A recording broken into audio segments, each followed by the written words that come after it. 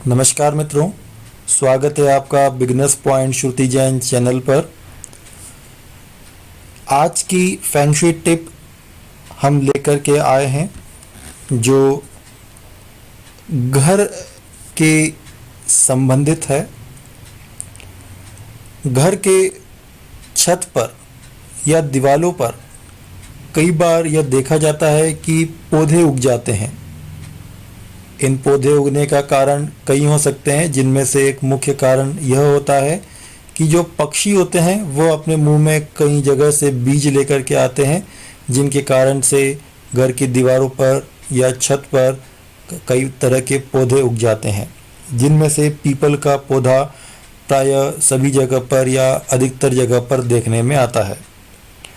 अगर घर के छत पर या दीवारों पर इस तरह के कुछ पेड़ पौधे उग गए हैं तो उन्हें तुरंत ही हटा देना चाहिए।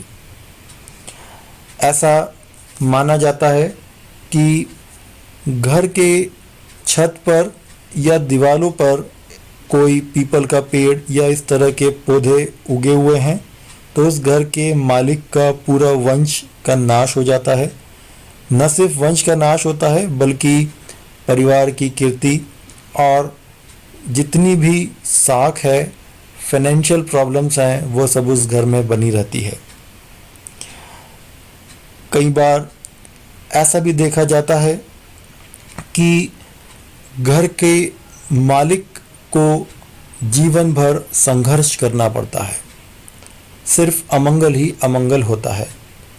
तो ऐसी परिस्थितियों से बचने के लिए घर की छत पर या दीवार पर उगे हुए पौधों को तुरंत हटा देना चाहिए।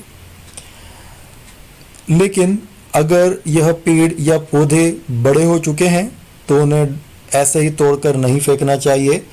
उस परिस्थिति में जो भी पूजा या विधान होता है उन्हें प्रॉपर पूजा या विधान करने के बाद ही उन पेड़ या पौधों को हटाना चाहिए, या फिर अगर वह बड़े हो गए हैं तो उन्हें कई नई जगह पर जाकर के पुनः रोप देना चाहिए, लेकिन घर से हटा देना चाहिए।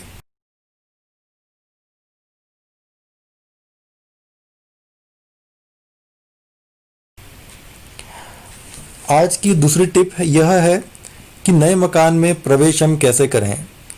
यह प्रश्न मेरे पास कई बार आए हैं कि नए मकान में प्रवेश करने की कुछ विधि या कुछ टिप हमें प्रदान करें। इसी के लिए आज का यह टिप हमने नए मकान में प्रवेश की विधि के लिए रखा है। जब भी आपका नया मकान बनकर तैयार हो जाता है तो उसकी रंगाई और पुताई ठीक ढंग से करवाएं। ध्यान रहे कि कहीं पर भी रंगाई और पुताई छूटे नहीं। छोटी से छोटी जगह हर कोने से में ध्यान रख करके बराबर पुताई करवाएं। पानी के नल, इलेक्ट्रिक फिटिंग्स, उनके कनेक्शन सब बराबर जहाँ पर भी आपने लगाए हैं उनका वर्किंग ज़रूर से चेक करें। अगर यह सब चीज़ें बराबर है तब जो भी आपके पंडित हैं उनके पास जा कर के मुहूर्त निकलवाएं। मुहूर्त निकलने के बाद फर्श साफ करवाएं। अच्छी तरह से फर्श को धोएं, उसे साफ करें। उस पर किसी भी तरह के दाग या धब्बे नहीं होना चाहिए। उसके बाद जो भी शुभ मुहूर्त होता है उस शुभ मुहूर्त में यज्ञ, हवन, पूजन, दीप जलाएं। विधि विधान से जो भी पाठ होते हैं वह करें और बड़े और बुजुर्गों का आशीर्वाद लेने के बाद अपने निकट संबंधी मित्रों को बुला करके अच्छे से अच्छा, अपनी यथाशक्ति अच्छे से अच्छा भोजन उन्हें कराएं। और ध्यान रहे कि ऐसे मौके पर उनसे किसी भी तरह का उपहार ना लें, बल्कि अपनी शक्ति अनुसार उन्हें किसी भी तरह से उपहार दें। इसके बाद आप घर में प्रवेश कर सकते हैं। घर में प्रवेश करने के बाद भी अगर आप गायत्री मंत्र, अगर जैन है तो नवकार मंत्र या इस तरह के जो भी आपकी पवित्र धुनें हैं उन्हें प्रतिदिन सुने। इससे घर में सुख, शांति और आनंद में वृद्धि होती है।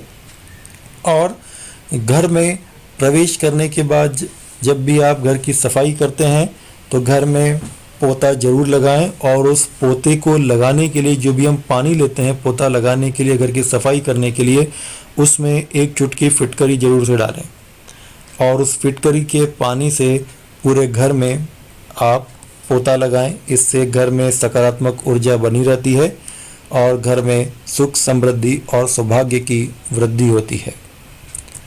उम्मीद है मित्रों आपको ये वीडियो पसंद आया होगा। धन्यवाद।